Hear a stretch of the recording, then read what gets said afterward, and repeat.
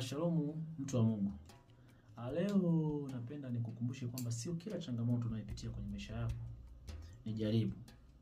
Sio kila changamoto unayopitia kwenye maisha yako ni jaribu, lakini kila jaribu unalopitia kwenye maisha yako ni changamoto. Inawezekana unapitia changamoto mbalimbali kama changamoto za kiuchumi, changamoto za kiafya, changamoto za ndoa, za mahusiano, changamoto za kwenye elimu, changamoto za kifamilia.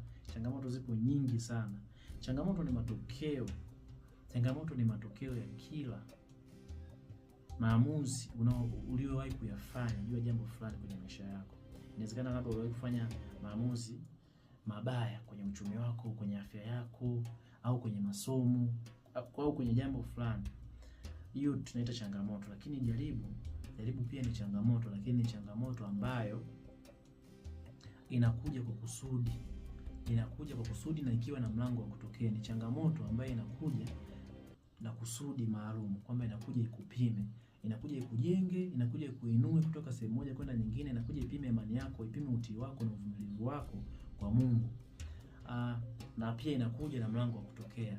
Utapita katika hali ngumu, ndiyo sawa, lakini itakuwa ni kwa muda.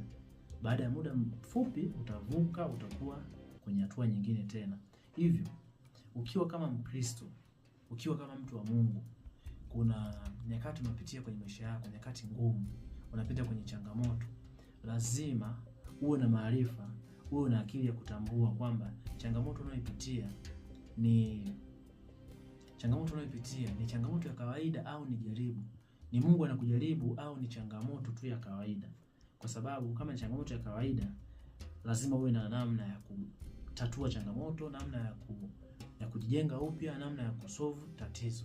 Ukisoma katika Samueli wa pili mlango 11, Mfalme Daudi alifanya maamuzi mabaya katika wakati wa utawala wake. Alimtamani mwanamke ambaye alikuwa ni mke wa askari wake, Bathsheba. Akafanya maamuzi ambayo yalikuja kuleta changamoto kwenye maisha yake. Kwamba ile tunaona ilikuwa ni changamoto, sio jaribu. Sio kwamba Mungu alikuja kumjaribu baadaye. Zile zilikuwa ni changamoto ambazo zililetwa na maamuzi yake mabaya ambayo aliyafanya. Amina. Lakini ukiangalia pia katika kitabu cha Ayubu,